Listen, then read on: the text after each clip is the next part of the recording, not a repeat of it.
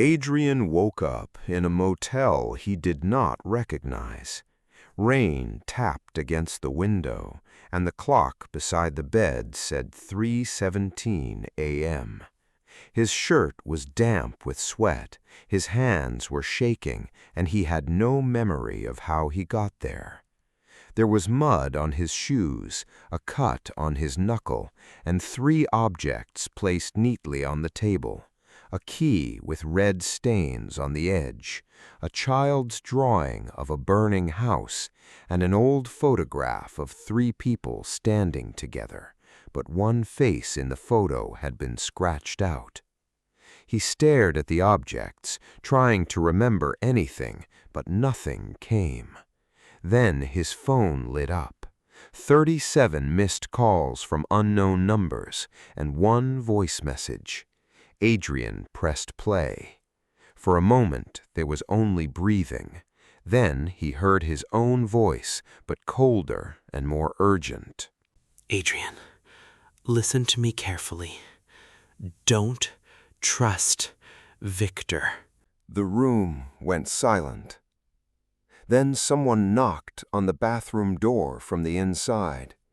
3 slow knocks.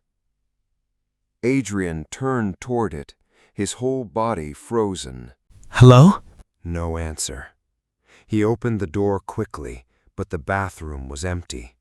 The mirror was fogged, the sink was dripping, and written across the glass were 3 words: "He remembers everything." Adrian stumbled back. That was when a voice behind him spoke. You really should not have played that message. Adrian turned and saw a man sitting in the chair by the window. He wore black clothes. His eyes were sharp. He had Adrian's same face, but something about him was different. He looked confident, angry, and strangely calm. Who are you? My name is Victor. Victor looked at the key on the table. You called me because you were too weak to finish this. What did I do? You survived. Before Adrian could answer, a small sound came from the corner of the room. Paper scraped against the carpet. Adrian turned and saw a child sitting near the closet, drawing with a broken crayon. He looked about 8 years old, pale and terrified. He's lying. Leo, don't. He always lies when you're scared. Who are you people? Leo lifted the paper. It was the same burning house, but this time there were 3 figures standing outside. One looked sad, one looked angry, and one looked scared. All 3 had Adrian's face.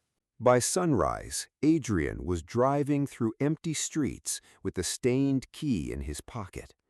Victor sat in the passenger seat, staring forward like he had done this before. Leo sat in the back, holding the drawing against his chest. Adrian kept looking at them in the rearview mirror. Every time a car passed, their reflections disappeared. Every time the road went dark again, they returned. The key led to an old storage unit on the edge of town, Unit 17. Adrian stood outside the rusted door, unable to move. Open it. What's inside? What you buried. No. What they made us hide. Adrian unlocked the door, and the smell of dust, mold, and old paper came out like a memory. Inside were cardboard boxes, school notebooks, a cracked mirror wrapped in newspaper, a small blue backpack, an old family photograph, and a cassette tape labeled Room 17. Adrian picked it up, and Leo began to cry. Don't play it. Why? Because once you hear it, you can't go back. Please play it. Adrian found an old cassette player inside the box and pressed play. At first, there was only static. Then came the sound of a child crying, a door slamming, and an adult voice yelling from far away. Then a little boy's voice whispered. Please don't make me remember. Adrian dropped the tape. The storage unit tilted around him. He saw flashes of a hallway, a hand gripping his wrist, a door with the number 17, a child hiding in a closet, and a warning message from himself. He remembers everything. Then everything went black for a second. Victor's voice cut through the panic. Breathe. I know that voice. It was yours. No, I don't remember any of this. That's because I do. Later that day, Adrian found an old appointment card inside the backpack. It belonged to Dr. Miriam Vale. The appointment was dated yesterday.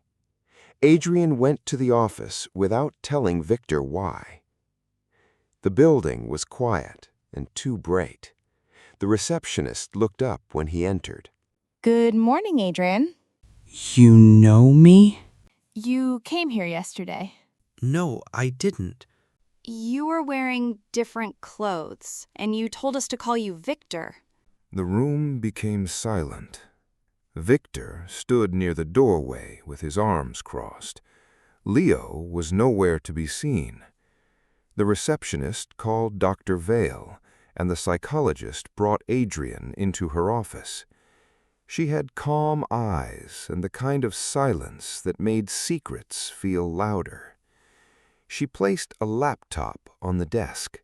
There is something you asked me to show you if you came back confused. What is it? Security footage. She pressed play. The video showed the waiting room from the day before. Adrian walked in alone, but he moved differently. His shoulders were straighter, his face sharper, and his voice sounded like Victor's. Then, in the footage, Adrian turned toward an empty chair and snapped. Stop crying, Leo. But there was nobody there. Adrian stood so fast the chair scraped the floor. No. Adrian, what you are experiencing may be dissociation. No. They're real. I saw them. I believe you saw them, but that does not mean they are separate people outside of you. Sometimes the mind separates what it cannot survive as one piece. Adrian looked toward the corner. Victor was there now, silent and angry. Leo stood beside him, crying. Stop with all of this. But it did not sound like a command. It sounded like a child begging. He ran back to the motel. By the time he reached room 17, the rain had started again. Victor was waiting inside, and Leo sat near the closet, rocking back and forth. Adrian slammed the door. What have you done, Victor? I protected you. From what? From him. Leo lifted one shaking hand and pointed to the mirror. Adrian turned. For 1 second, he saw 3 faces in the reflection: his own, Victor's, and Leo's. Then the glass flickered and they became one. Adrian touched the mirror, and the memory came like a door being kicked open.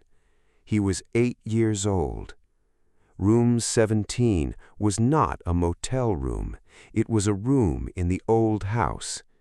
The room where he hid when the yelling started. The room where he learned to stop making noise. The room where a child's mind decided that one person was not enough to carry everything. Leo held the fear. Victor held the rage. Adrian held the silence. Sir, are you checking out alone? No, all of us are checking out. DID, once called multiple personality disorder, is not possession or a monster inside someone. It is the mind separating pain to survive. And healing means listening to those parts until the truth becomes whole.